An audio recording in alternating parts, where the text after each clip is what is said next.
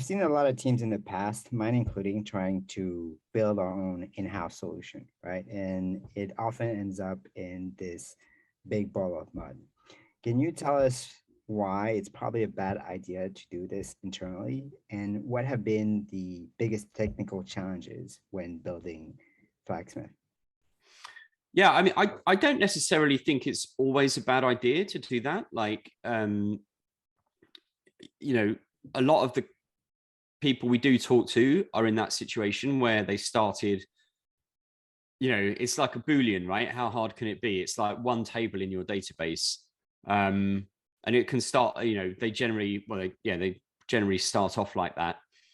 I don't necessarily think it's a bad idea to do that, but the thing about, and this is something that we talk to our customers about as well, is this concept isn't a silver bullet. It's still, flags can be regarded as technical debt just as much as code, right? So if you've got flags that I literally spoke to someone this week and they were like, yeah, we've got this internal tool, we've got thousands of flags, and we don't know what some of them do, and we don't want to touch them.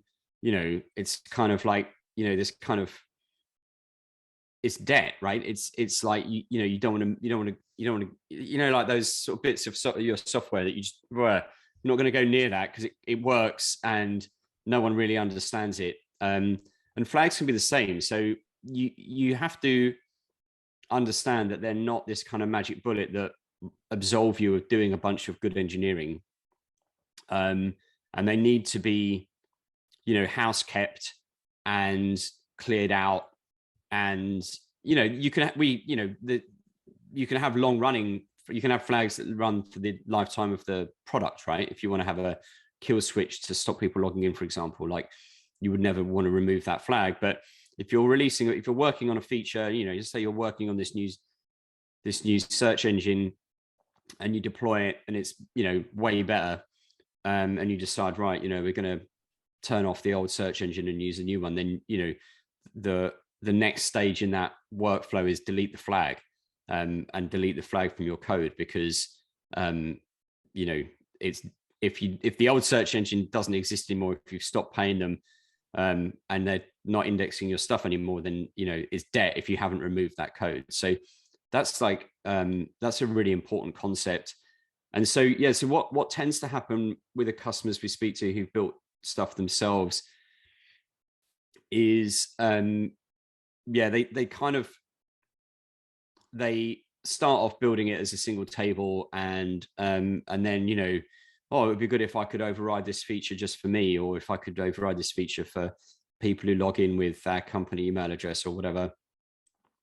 And they maybe build it kind of not as a generic solution, but as a specific one for them or their product. And then, some other team gets hold of it, and and then it gets to be, because it's critical infrastructure as well, right? Like, it's really, that's, an important point to get across. And so now it's like, right, well, it's critical infrastructure and we've got a bunch of teams using it.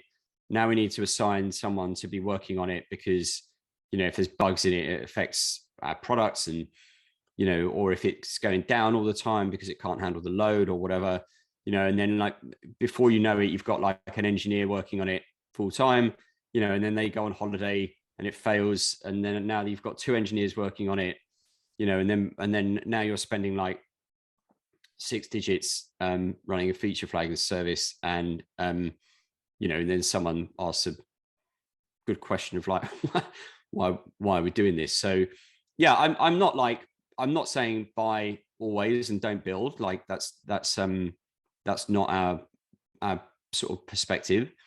But we're happy for people to start building it, and then when they realize that they've crossed that line of that economic sort of decision, then they generally start talking to us or or our competitors, because it's just an obvious thing to do. Yeah, but it is really common.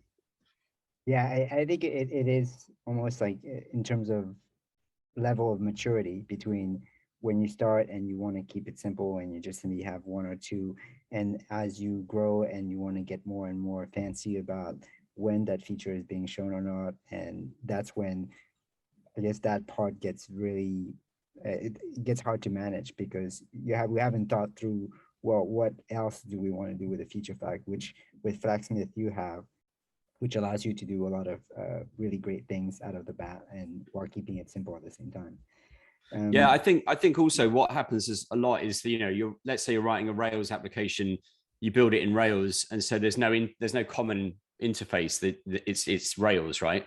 And then the React guys want to start using it, and they're like, oh well, let's try and hack this interface into this Rails thing, and you know, and then before you know it, you've got all these different ways that you're consuming this data.